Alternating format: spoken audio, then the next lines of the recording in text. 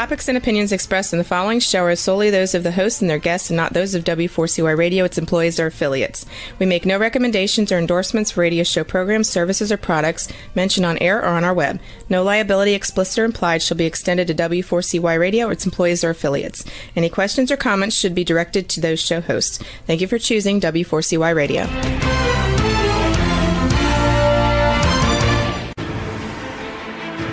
What's working on purpose anyway? Each week, we ponder the answer to this question. People ache for meaning and purpose at work, to contribute their talents passionately and know their lives really matter. They crave being part of an organization that inspires them and helps them grow into realizing their highest potential. Business can be such a force for good in the world, elevating humanity. In our program, we provide guidance and inspiration to help usher in this world we all want, working on purpose. Now, here's your host, Dr. Alise Cortez.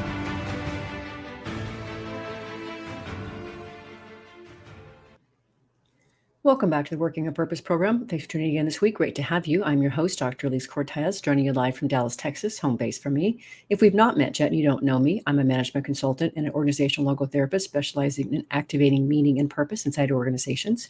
My team and I help companies to detect and articulate their purpose to thread it through culture and operations. And we work with forward-reaching organizations to develop inspirational leaders who create cultures where people actually want to come to work and do their best. We also provide programs that enable individual team members and leaders to discover and unleash their passion and purpose at work to catalyze fulfillment, engagement, and productivity. You can learn more about us and how we can work together at alisecortez.com. Also, if you like the content of this show, you may also be interested in my next book coming out in March of 2023. It's called The Great Revitalization: How Activating Meaning and Purpose Can Radically Enliven Your Business. You can pre-order your copy at bookshop.org or barnesandnoble.com. Now let's get into the program. With us today is Frank O'Connell, the unconventional business leader who spent more than 50 years revolutionizing companies like Reebok, HBO Video, Skybox International, Gibson Greetings, and Indian Motorcycle. We'll be talking about his new book, Jump First, Think Fast, an unconventional approach to high performance, in which he shares his exuberant attitude towards business and life. He joins us today from Woodstock, Vermont. Frank, a hearty welcome to Working on Purpose. Thank you, Alise. Great to be here. It's so wonderful. Well, as I said to you in our LinkedIn exchange over the weekend after I'd read your book, let me just show it to our viewers. Look at this beautiful thing you created. Look at that. You did that. Well, as I said to you in our LinkedIn exchange over the weekend, Frank, you are absolutely a wonderful example of somebody who's catalyzed their own human potential. You're like a spark plug. And what a wonderful example you are for the rest of us as we continue our careers. I really appreciate how you really showcased your life, your career, your relationships in your memoir. It was beautiful and inspiring. Great. Thank you. And thank you for reading the book and doing the homework. I'm a really good student, Frank. That's one thing one thing I've always done well in life. And certainly, from the vantage point for me, where you grew up is really interesting. I'm a meaning and work researcher and identity researcher, Frank, as well. And I've been fascinated. And I really appreciate how you say in your book that the farm, and it's Ovid in upstate New York, I think, is where you grew up. And you said, strangely enough, this experience of where you grew up prepared you for a life in the fast lane of innovation and was the first entrance ramp into a mere 25 miles south in Ithaca, onto Cornell University. But I think it's interesting if you would talk a little bit about how you feel, because I know a little something because I read your book, but for our listeners and viewers who haven't yet, how did life on the farm in that small town shape you for innovation? Well, first, my father died when I was 2.5 years old, and my mother was a city girl, continued to run the farm because she thought it was great for my brother and I to grow up there. So as soon as we were able to walk, we started working outside with the hired men. And then very quickly, she encouraged us to get into our own entrepreneurial projects. So we ended up raising 300 laying hens, 6,000 broiler hens, machinery, buying. She taught us, we'd go with her to the bank. She taught us how to buy fertilizer. And the great thing about that was, we learned hard work, but we also learned risk taking. So I think I mentioned in my book, one day we're looking out of the window, my brother and I, who's a year older, and we're about to harvest 15 acres of beans and a hailstorm cuts it to the ground.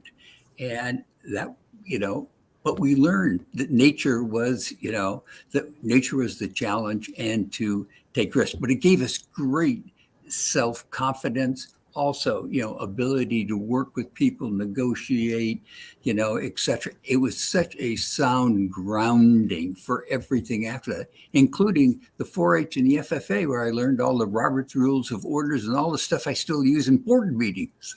Right. Well, and back to that Mother Nature leveling your crop. If I remember right from your book, after that happened, you're like, well, we have to eat. So is that when you guys went like all door to door and sold eggs around you? Yes, we went into the egg business. We hit the worst market in 40 years for selling the eggs on the New York market. So we said, what are we going to do? Well, let's sell them door to door in the little town of Ovid. So on Friday night, we'd get in the back of the Oldsmobile with my mother and we'd go door to door, and we had a great egg route. And of course, and that's the way we bailed ourselves out. Mm-hmm. It's such a great story of resilience and just what am I looking for? Ingenuity, right? I mean, certainly all these great things that go into innovation. Yes. So one of the other things that you say, which I really want to talk about and really celebrate here, is you say, and I quote, I have found that most people creep along in their professional paths and they don't take the risk that they should to jump into the next chapter of their business and career. I really agree with that. I see a lot of, people holding back and waiting for permission, waiting to be asked, et cetera. And I really appreciate the agency that you talk about and describe your own career, and certainly in that one sentence. Yeah. It's, so many people are captive to their own fears, about failure, and getting into environments they don't know. And, and I found moving into those, even if I failed, I grew personally and grew professionally. So I spend a lot of time with entrepreneurs and young people, and a lot of that is saying, don't sit on the sideline, get into the game. Okay. And you're going to find that even with failures, you're going to enjoy life a lot more and you're going to grow much faster. Mm-hmm. Well, what that speaks to for me, Frank, and the work that I do working to develop inspirational leaders. I have a Vitally Inspired program. Part of what I'm trying to do there with them, Frank, is help them to open their capacity to experience the greater spectrum of the human emotion and experience set, including dismal failure and frustration and overwhelm, to absolute awe and joy. And, that whole spectrum opens us. And you're right. We have to be willing to take risks to do any of that, to get the experience that comes with it and the learnings that come with it. Yeah. And part of that, and I think it kind of goes to what you were speaking of. One of the things when I start with young people and young entrepreneurs is saying, step one, know yourself. Really understand yourself. What is unique about you? And I make them come back to me and in 5 lines, tell me what's unique about them. And then, what are their goals? Because so many young people still coming out of college are following their peer group like sheep. Well, I got to go to Wall Street and earn money, instead of saying, whoa, I'm a unique person and here's some things I'm passionate about and I can go in any path I want. Mm-hmm. I love that you do that with young people.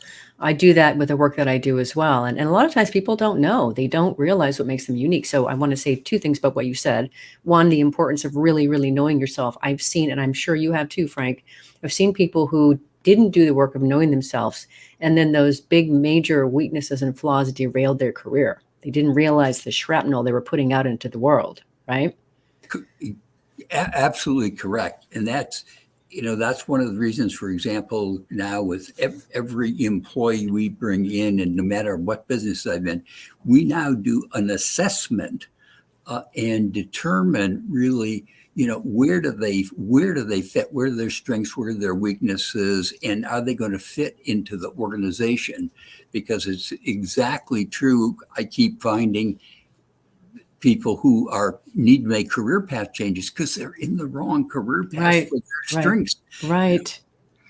Right. It's just I've had the pleasure and privilege and also decided uncomfort of being in front of rooms where I've realized and helped somebody to realize that they were in the wrong place.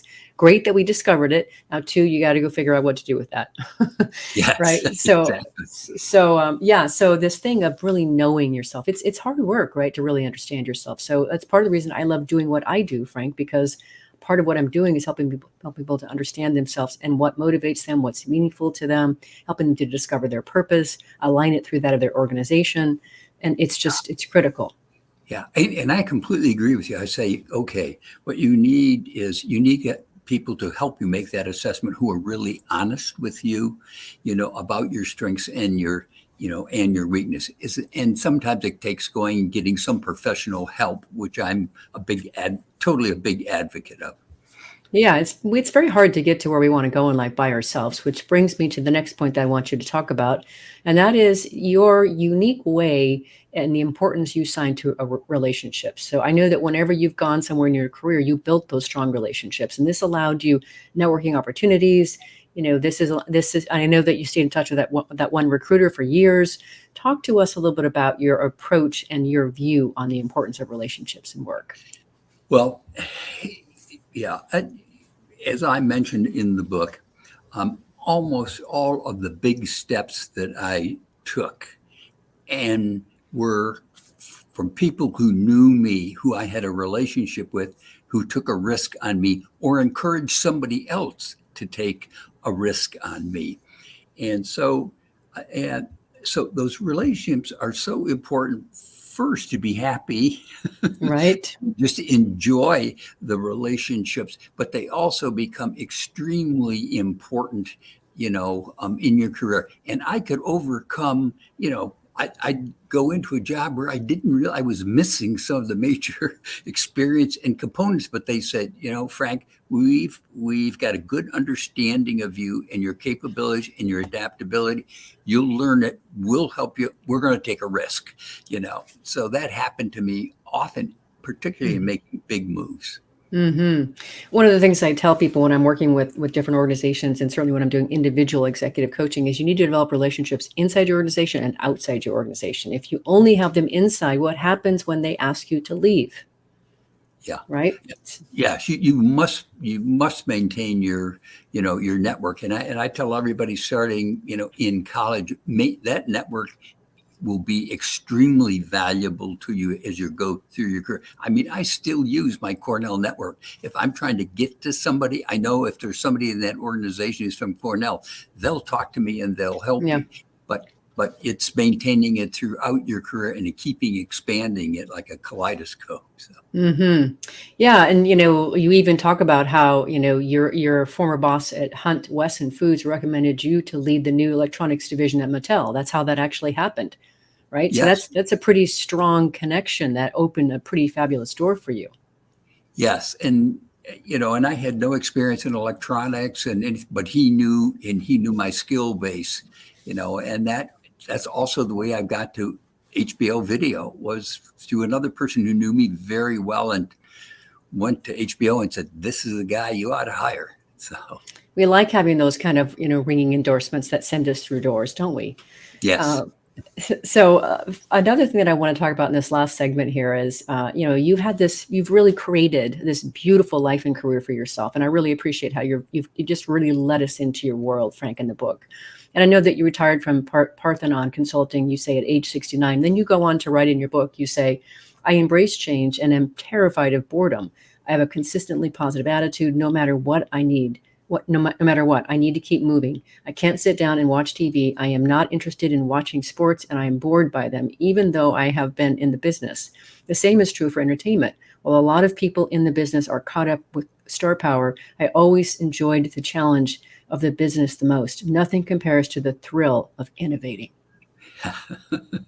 yes, and there, And we're still, still at it. Now I have a toy company called Schilling, and we've just developed an incredible product called Needoh, Needoh, which is a compression ball, and we're selling millions of units. We're in every store in America. So I'm still having a great deal of fun. I have to accomplish something every day. When I get up, I work out early, 7 days a week to stay very healthy.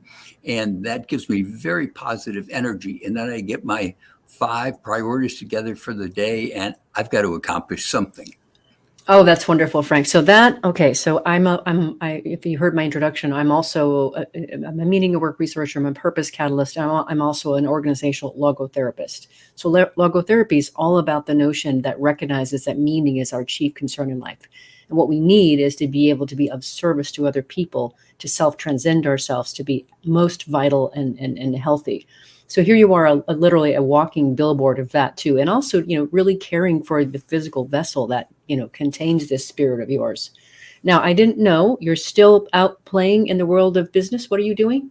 Oh, yeah. We have a toy company called Schilling, and now I've had it for about 6 years. And it's doing, it's funny, we do all this old retro product, tin and wood, etc. But we just bought the lava lamp company about 2 years ago, and we're reinventing that. We bought the old big wheel company a few weeks ago. We're reinventing that. But this crazy product, Needoh, has just been unbelievable.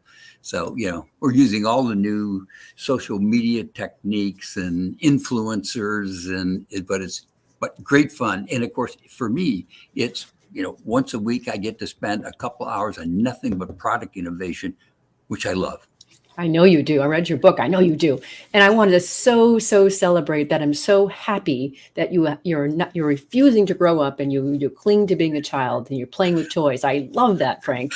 Perfect way to send people into our first break. Let's grab that. I'm your host, Dr. Alise Cortez. We've been on the air with Frank O'Connell, the author of Jump First, Think Fast, An Unconventional Approach to High Performance. We've been talking a bit about his early start and his approach to navigating his career. After the break, we get into some of his core principles that have driven him throughout his career as well. Stay with us. We'll be right back.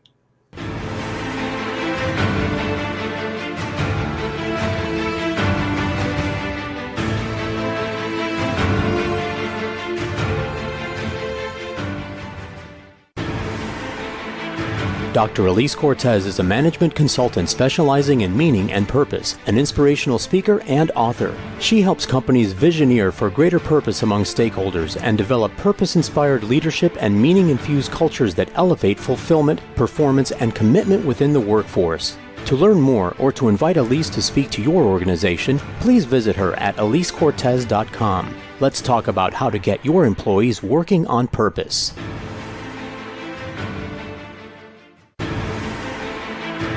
This is Working on Purpose with Dr. Alise Cortez. To reach our program today or to open a conversation with Alise, send an email to Alise, A-L-I-S-E, at alisecortez.com. Now, back to Working on Purpose.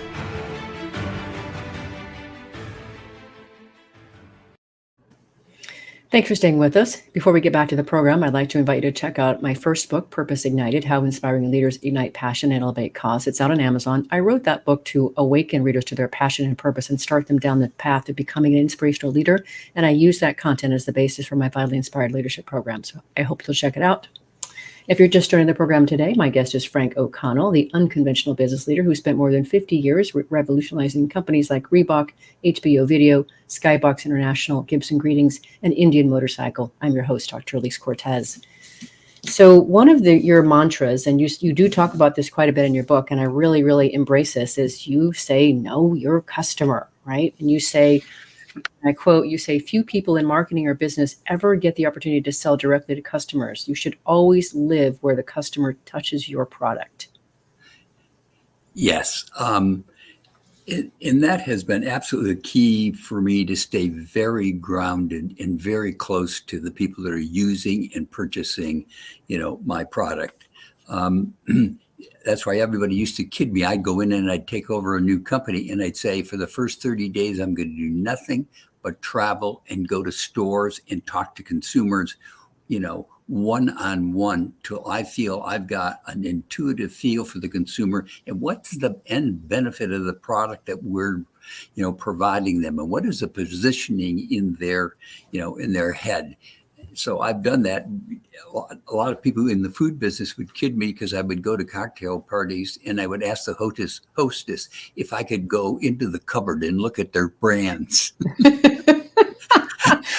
Frank go. We want to Frank again. Why, et cetera. But anyway, and wear all the competitive product, use the competitive product. I ride all the competitive motorcycles, wear all the competitive sneakers so that you've got your own grasp of the product. You can't just, and I believe in studies. I do lots of studies. I believe in those, but you just can't read studies and have that intuitive feel of who your consumer is. Mm-hmm, mm-hmm. Really think that's something we can all learn from.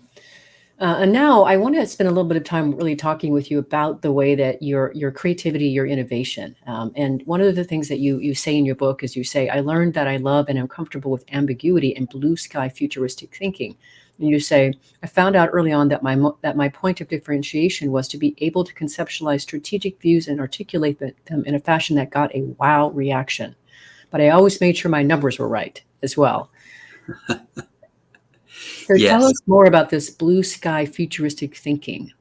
Yeah, and that's something I guess pretty early on, when I started, at Carnation Company and started working on new product development. I saw that my approach, everybody else would be talking tactically about doing things, and I would wait and I would be up at the next level at the strategic, at a much bigger, open the lens, much larger for much better opportunity and possible solutions to problems. So it's something that I perfected and I learned in meetings, even early on. I would wait, I'd let everybody else talk, but I'd listen very carefully to what they had to say. And then, I would pop with this wow idea. And that always got me just above the crowd. And so people started inviting me to all sorts of their creative sessions, whether I knew their products or their problems or not, to, try to get my thinking. I also love to build off other people's ideas. I think that's critical. And I conduct a lot of idea generating sessions in all the companies that I'm in, either to solve a problem, create a product, and to some degree, I've perfected who you put in the room and how you go about idea generation. Mm-hmm. Last week on the show, Frank, we were on with William Kilmer, and we were talking about business transformation and also innovation. He said a couple of things that are kind of pertinent or smacking down the same lane that you're talking to. And one of them is that you can ideate just by simply taking an idea just another level.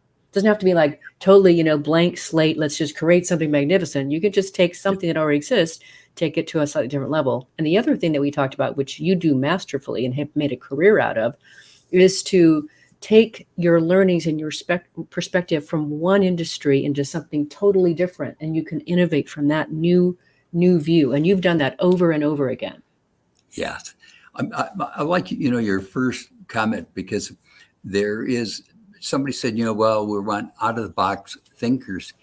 And sometimes it's just thinking inside a larger box, right? Get you to a great solution. So, so I really, I love that. I love that whole, that whole thought. So. Me too. And I appreciate that you've made a life and a career out of joyfully innovating. And one of the things that you also say in your book, which I think is really great for our listeners and viewers to start to chew on, because it gives them hope and it opens something for them. But you say in your book, generally the flow of ideas comes to me in involuntary ways, but I have learned triggers to opening the flow and consequently being more receptive to capturing the ideas. So that you've created or learned some kind of a system, it says. So let me let you respond to that, and then I want to go on to what the rest of what you said in that space. Yeah. One of the things that I do is, I have a notebook, and I find, there's a different creative process when you're working on the computer than when I'm writing with my hand and I'm drawing Yes. pictures and things Yes. are coming to me. And I'm drawing one list here and another list here. And then I'm starting to cross, the lists. So, and little pictures and things. So those things help, those things really help trigger my mind. But I kind of get ideas from every place. I'm listening to the news and whatever in the morning, and all of a sudden there's something that triggers me and said, whoa, that's an idea that I can use, someplace else. And I also, is being a good listener. My wife kids me because when we go to dinner and somebody sits down next in the table next to us, I'm listening to them, and speculating on who they are, what they buy, what they're like, etc. So it's constantly the speculation on the behavior. I said, what is my job? My job is to predict behavior of consumers. Yeah, I wondered about how Barbara responds when you get, this constant stream of ideas. If that occurs for her as what is it? What's next? Or if she's just so used to it, she just lets it roll over her back. I don't know. Well, Which one is it? Well, you'd love this. After making 20 moves across the country, doing all of this stuff, and which she has been great at, and she's very used to the creativity. Sometimes she said, Frank, could we just do something that's boring? You said absolutely not. I'm sure. So one of the things that I thought was really compelling too, and it sort of reminded me to think about that when you talked about listening on the diners next door, but you say in your book that some people who know you would say that you have attention deficit disorder or ADD, and maybe not. But you say you love to be asked to come up with solutions, even harebrained ones occasionally. And you say it's part of the process of being thrown into situations I don't know anything about. You say I seldom mention half the ideas that even come to me, but I'm interested in this idea. I'm very fascinated with this idea that maybe you are a person that lives with ADD. Do you think that's true? Yeah, I think that definitely is a possibility, because part of what I can do is I'm flipping from idea to idea to concept to concept. It's like a kaleidoscope, and that's probably why my mother said, Frank, your life is a circus. Yes, you said that at the beginning of your book. It was so great. Yeah. So, it's constantly flipping from area to area to area. And, and I do find it just, it really is uncommon. So at times, learning to focus, is a challenge, because I'm constantly exploding ideas. It's like one of the other aspects is it's also important to recognize a great idea. You may not be creative, but recognizing a great idea is also important. I want to make sure that our listeners and viewers also hear what I intend in this line of questioning here, and that is, whoever you are, whatever your constitution is, and back to what Frank said, of really discovering what are you good at and what do you care about, what lights you up. All of us have a unique way of seeing the world, that when we find the place to put that, we can bring something nobody else can bring. And Frank, I think your ADD brain, that's part of the reason you've been so successful, is you found a way to aim that really, imaginative, creative busy mind in a very productive way. And that's the opportunity for all of us. And yet think about how many people that are listening to this episode who have been now negatively labeled with the title or a label of ADD, right? So what I want to do is open the possibility and spigot of go find where to make that work. There's a way to make that work. Your opportunity to go figure out where and how to make it work. Yeah, absolutely. Absolutely. And, that's one of the other things that people that know me say, Frank, you see things that other people don't see. Right. That's part of it. But, I'm sure in my organizations, I've had a lot of ADD people who've been wildly successful, and when we need to help get them focused, we can get them focused. But, their thoughts and their ideas are incredibly valuable. And that's what I say when I interview someone, even a young person, I try to drop back and say, is there a possibility that there's a stroke of brilliance in that person? Mm-hmm. You know, Mm-hmm. That people have missed. Looking for. Yeah. Yeah. I love that, Frank. There's just so much possibility and potential in that. And that's really so much of what I stand to help bring out in people and organizations. So I've just really had to celebrate that. Yeah. I want to talk a little bit more about, your notion of mindsets versus skill sets. We already talked about how you have really moved and adapted to different industries, and just, you switch from baked goods to video games, all kinds of different things. But you say there's always something to be learned from cross-fertilization of ideas between industries, which we mentioned before.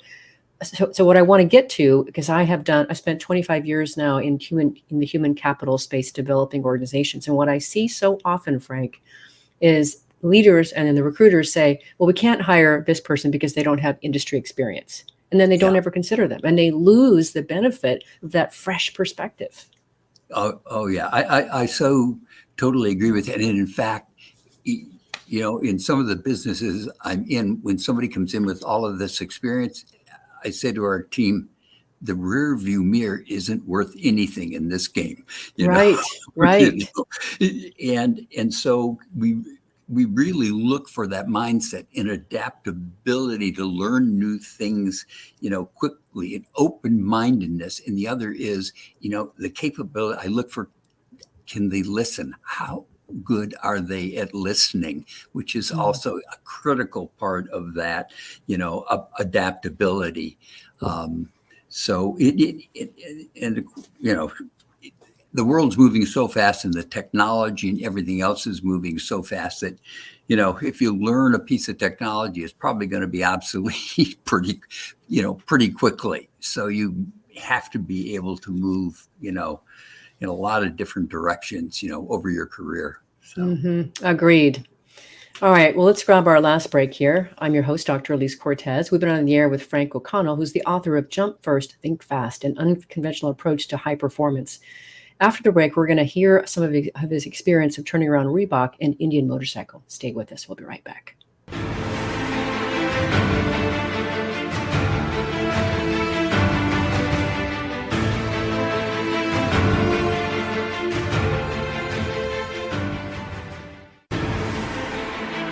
Dr. Alise Cortez is a management consultant specializing in meaning and purpose, an inspirational speaker and author. She helps companies visioneer for greater purpose among stakeholders and develop purpose-inspired leadership and meaning-infused cultures that elevate fulfillment, performance, and commitment within the workforce. To learn more or to invite Alise to speak to your organization, please visit her at alisecortez.com. Let's talk about how to get your employees working on purpose.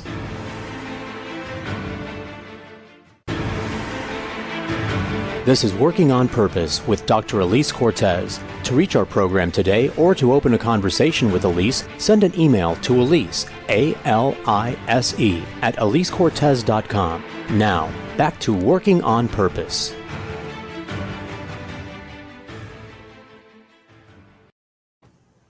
Thanks for staying with us, and welcome back to Working on Purpose. One other bit of news that I want to share with you is that the anthology I curated called Passionately Striving and Why is out and available. That collection is a story of 25 stories from women around the world that I recruited, and they share very intimately how they discovered their purpose and are now serving from it. So it's meant to be one part inspiration, come with us, and one part education as to how they did it so you can help find your way. If you're just joining us today, my guest is Frank O'Connell. He's the unconventional business leader who spent more than 50 years revolutionizing companies like Reebok, HBO Video, Skybox International, Gibson Greetings, and Indian Motorcycle, and is still at it today. I'm your host, Dr. Alise Cortez. So you talk quite a bit about your experience turning around Reebok in the 1980s. I remember Reebok. I remember running in Reebok. We could probably spend a whole episode on your experience with that, Frank, but can you just give us some kind of high points of your work doing that? Sure. I was brought into Reebok really as the president of Reebok Brands because the company had grown but was at a point where Nike was starting to really take share from Reebok. And then secondly, they're really, it's driven by new products.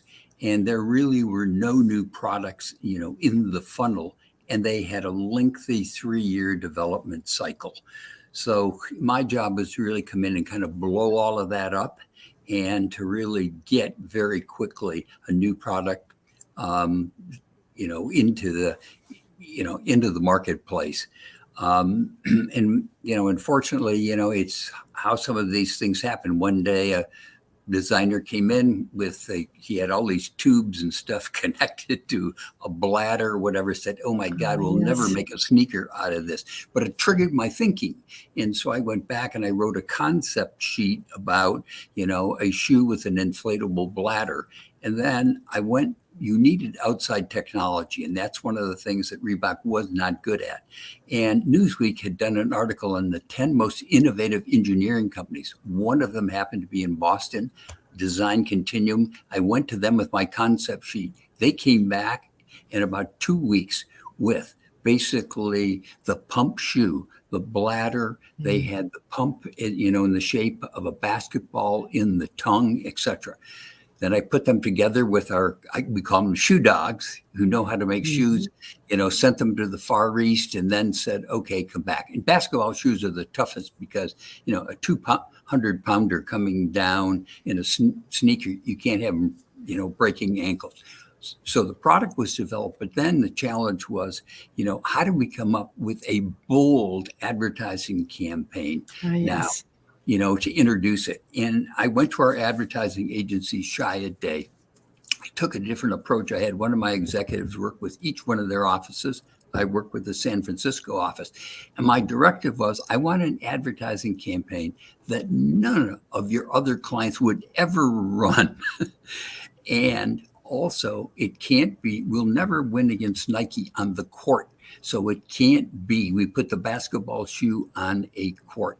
So they came up with, all this stuff, running with the Bulls. And I said, find a field we can win in. Let's create our own playing field. So they came up with the bungee jump, which was these two guys in Oregon jump off a bridge. One guy's got Nikes, one guy's got Reebok. When they pop back up, the guy in the Reebok shoes comes back up, but the Nike shoes come back up empty. And when I took that back to our board and whatever, they said, "Oh my God, Frank, every mother in the country is going to call you." Perfect. So, a big risk. So we ran the campaign, and the best thing happened was one of the three major networks said we refused to run it. Well, that created the most unbelievable amount of publicity. Everybody ran to the other two networks to see the commercials and whatever. Those commercials only ran 8 times. They created so much awareness and controversy that we could have never duplicated. And in the next 12 months, we did $1 billion in pump shoes. So take a risk, be bold. And that was it worked. And I think I remember that that was so successful that you couldn't find inventory on the shelves. People sold out of your product. That's right. And that when the shoe sold for about $200. So it's a good time for Pepsi and you. That's great. It's such a great story, Frank. And you tell it so well. Yeah. Well, now we have to, of course, talk about Indian motorcycle. So you say this is so near and dear to my heart, because for me, Frank, the world of work is not a 4-letter word. It's actually a playground in which people can realize their potential, and you are a perfect example of that. But you write in your book, you say, Indian motorcycle was my greatest disappointment and yet my most exciting business experience. Regardless of everything else in my long career, people remember I was involved with Indian motorcycle. The obvious question is why? Why did I get involved? And why did it prove to be such a disappointment? Yeah. Well, first, both my wife, Barbara, and I are avid motorcyclists. We've ridden thousands of miles, in the U.S. and around the world. So I loved motorcycling. And of course, I knew the Indian brand, the history and the DNA of the Indian brand. And the passion was saving the brand. It had been in bankruptcy for 50 years and then had been brought out of bankruptcy, and one attempt had been made to revive it, and they ran out of money and came to me and said, would I consider taking on this challenge, which I did, and I raised a lot of money. And, the the challenge was they had produced a lot of motorcycles that had quality problems. So we had to rebuild all those bikes in the marketplace. And then at the same time, start a whole new attitude and culture of quality, building new motorcycles. And that just took, a lot of time and money. And, and eventually, we ran out of money. So it was, it was a great disappointment. One, you have shareholders who put money in. Then you've got all the employees who've just been stuck with you in the plants, and you work so close. You work so closely with. And then it's the riders that so much wanted Indian to win and come back on the market. So it was. And I traveled the world trying to basically sell Indian to the big motorcycle manufacturers because they had all the skills in the distribution. Now, eventually, and I had gone to Polaris before and spent a lot of time with them. Eventually, it went into the creditors, but then eventually Polaris bought it and is doing a magnificent job with it. So I'm happy again. It's in the hands of the right people and doing now very well. But it was a terrible disappointment to me. And it was like working for a brand, not a company. It was like crazy. It was like working for a brand. Bill George was on my show when he was the CEO of Medtronic. He talks about when he got to Medtronic, that's where he really stepped into his shine. That's just everything just clicked for him, and it feels like that was a similar kind of experience for you. That just was like a hand in glove kind of place for you.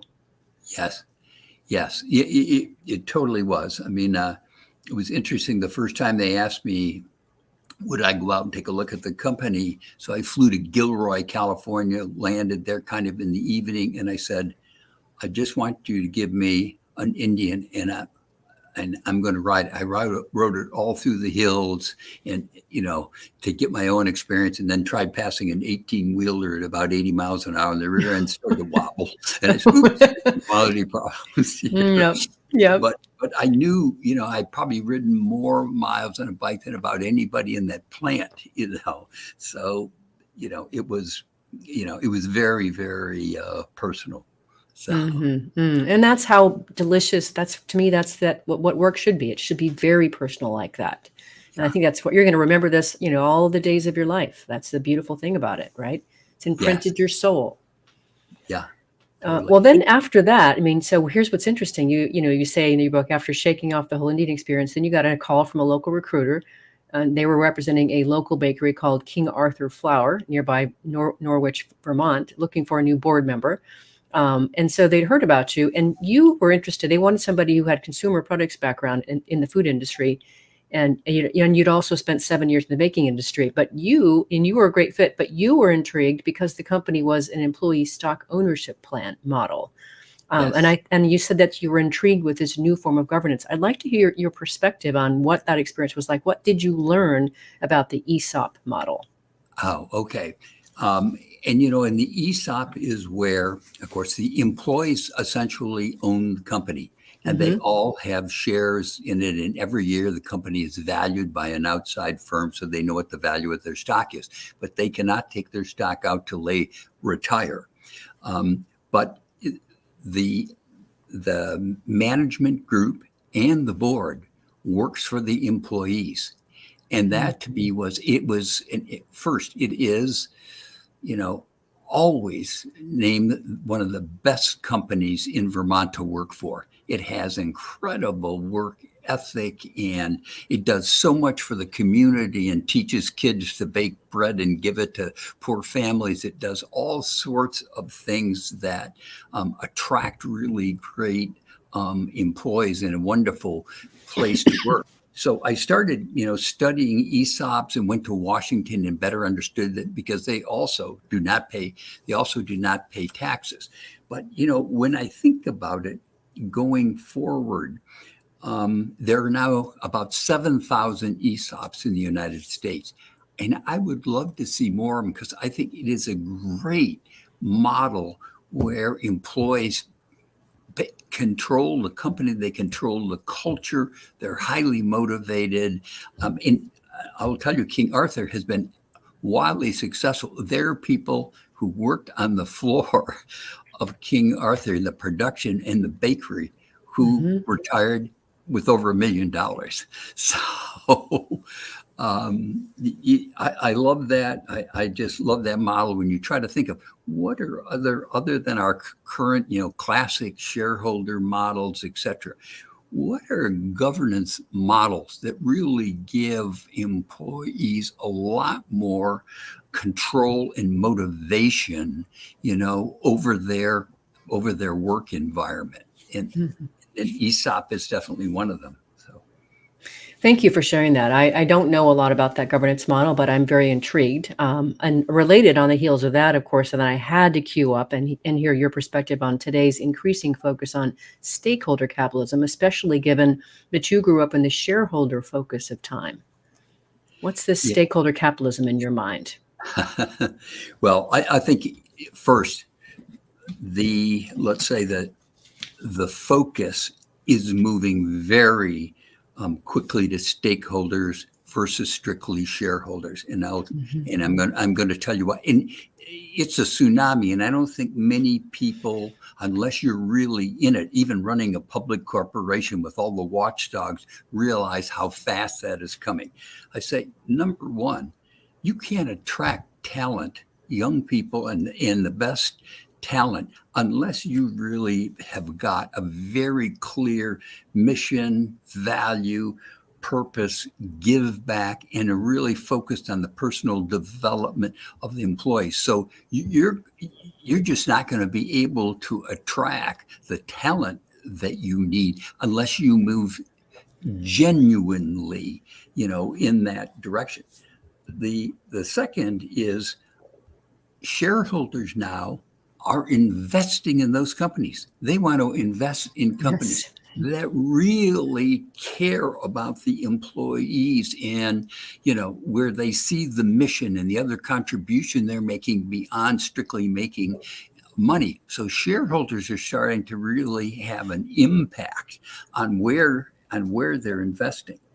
The other thing that's interesting to me is if you look at millennials who are now a little over 20% of the population, okay, and that takes you up to age 41.